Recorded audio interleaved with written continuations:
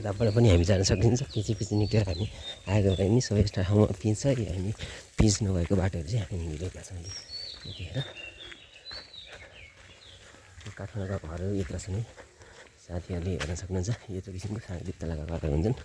तपाईँहरूलाई चाहिँ साथीहरूलाई म के भन्छु भने रङ रोगन गर्न आउनुहुन्छ भने तपाईँहरू यत्र साइजका घरहरू हुन्छन्।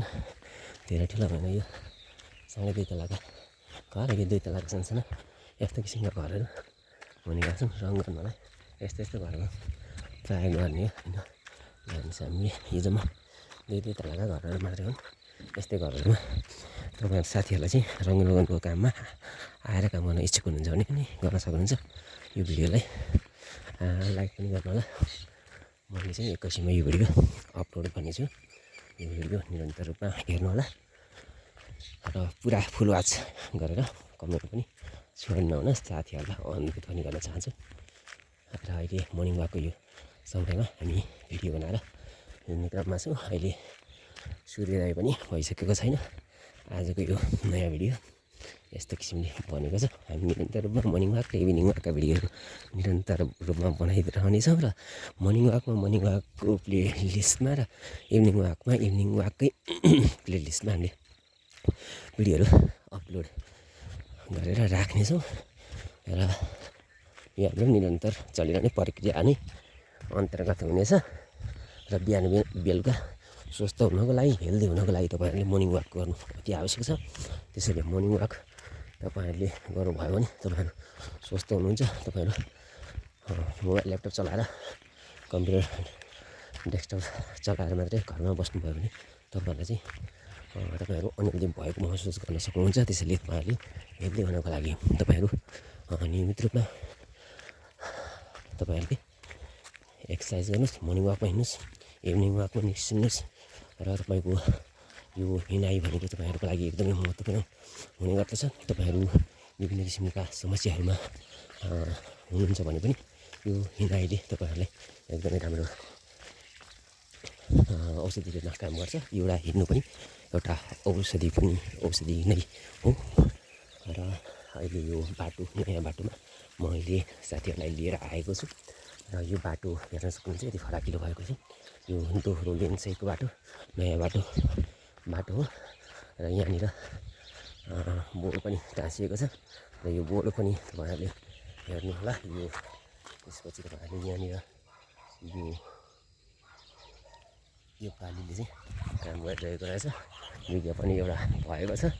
र हामी निरन्तर अगाडि बढ्ने क्रममा गएका छौँ। यतिखेर हिजो एउटा मैले भिडियोमा एउटा बाइक चाहिँ खेतमा यहाँबाट यहाँ कलतिर खेततिर बाइक गएको पनि देखिएको थियो। त्यो हामीले देखेका थियौँ। काठमाडौँको यो गाउँ रमाइलो गाउँ हेर्नुहोस्। अब काठमाडौँको यो अहिले देखाइरहेको मैले यो रुखभन्दा माथि पिपल बोटभन्दा माथिपट्टि साइडमा यो सुन्दरजलको एरिया पर्छ। यहाँनिर मैले जुम गरेर देखाउन मिलेन। मैले अर्को भिडियोमा चाहिँ जुम गरेर पनि देखाउनेछु। र यो खेतहरू अहिले यसरी खेतहरूले नै छन् काठमाडौँमा। हेर्नुहोस्, रोपाइँहरू भइरहेको छ, पानीहरू खेतमा लागिरहेका छन्।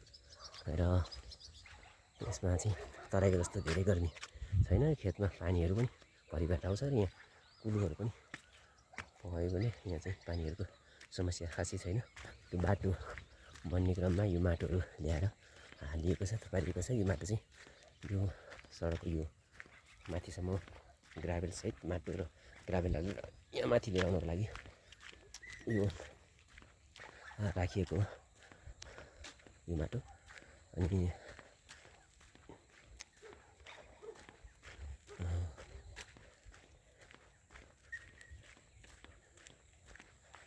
अरू सबै जानकारीहरू छँदैछन्। र यो बाटो चाहिँ राम्रो बनोस् भन्ने हाम्रो कामना हो। हामी निरन्तरमा नयाँ बाटोबाट हिँडिरहेका छौँ। यो बाटो पहिला एकदमै सानो थियो। मैले हिजो एउटा भिडियोमा तपाईँहरूलाई देखाएको थिएँ सानो बाटो। यो बाटो भविष्यमा ठुलो हुनेछ। त्यसपछि यस्तो किसिमको बाटो हामीले देख्न पाउने छैन। त्यसैले यो भिडियो पछिको लागि पनि हामीले सुरक्षित राखेर यो भिडियोहरू बनाउँदै हिँडेको हौँ भनेर हामीले भनेका थियौँ। र त्यसै अनुरूप हामीले भिडियोहरू पनि बनाउँदै आइरहेका छौँ। र यो बाटो चाहिँ अहिले दोहोरो लेनसहितको बाटो भएको छ। र यहाँनिर पर्खालको यो वाल हेर्नुहोस्, यस्तो किसिमको ड्रेन, एउटा नयाँ किसिमको पर्खाल, यो कुलो पनि यस्तो किसिमको देखिएको छ। यो माथिबाट छ र यो लगभग फेरि अर्को तलबाट कुलो छ। यस्तो किसिमको पनि एउटा नयाँ किसिमको कुलो पनि निर्माण भएको छ। यो माथि उतापट्टि खेतमा पानी यहाँबाट तलको पानी जान सक्ने सम्भावना हुँदैन भनेर यो कुलो चाहिँ खेतको लागि सिँचाइको लागि ल्याएको कुलो हो। यो कुलो पनि निर्माण गरिएको रहेछ। र यहाँबाट कुलोको म यो यहाँनिरबाट एउटा भिडियो देखाउँदैछु। यहाँबाट आएको पानीलाई चाहिँ यसरी पठाउनको लागि यो बनाइएको छ। र उतापट्टि जाने यो सिँचाइको लागि आवश्यक भएकोले यो यसरी निर्माण गरिएको छ। मैले भिडियो बनाएर हालिदिनु लाग्छ, च्यानलमा हालिरहेको छु। च्यानलमा हालिरहेको छु है, च्यानलमा गएर हेर्नु है। यो युट्युबको च्यानल छ, त्यो मोबाइलबाट हेर्नु मिल्छ, तपाईँहरूकै मोबाइलबाट। पछि हेरिदिनु, म लगाइदिन्छु प्ले लिस्टमा गएर। अनि म निरन्तर अगाडि बढ्ने क्रममा छु र लगभग 10 मिनटको भिडियो यो हुनेछ सम्भवतः। 10 मिनटमा हामीले लगभग क्लोज गर्नेछौँ। 10 देखि 11 मिनटमै क्लोज गरिदिनेछौँ यो भिडियो। यो बाटो पिच आएसँगै हामी फेरि यो बाटोलाई चाहिँ बन्द गर्नेछौँ। यहाँ चाहिँ एउटा कलेजको बोर्ड लेख्ने काम पनि भएको रहेछ। यहाँनिर यो एउटा कलेजको बोर्ड लेख्नको लागि यसरी यो गरिएको छ। यो एउटा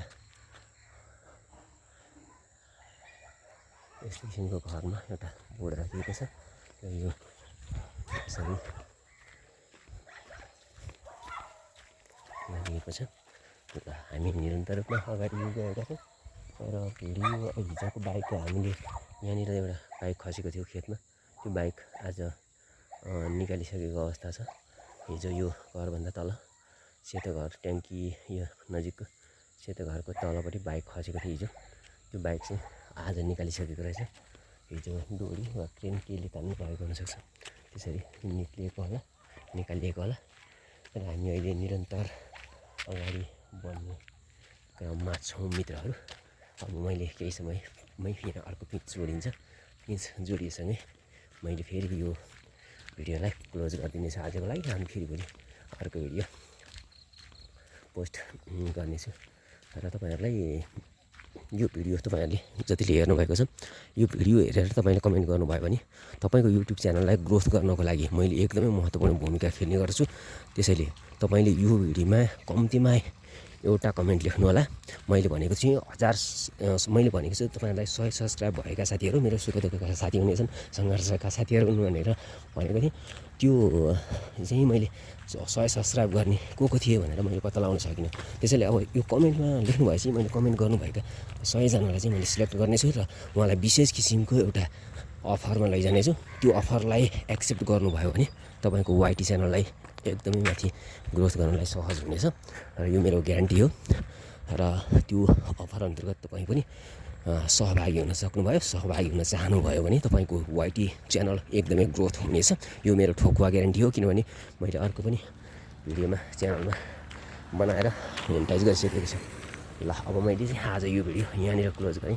11 मिनटसम्ममा हामीले यो भिडियो क्लोज गर्ने भएका छौँ। ठ्याक्कै 11 मिनटमा हामी क्लोज गर्छौँ यो गागलफितीको दृश्यसँगै।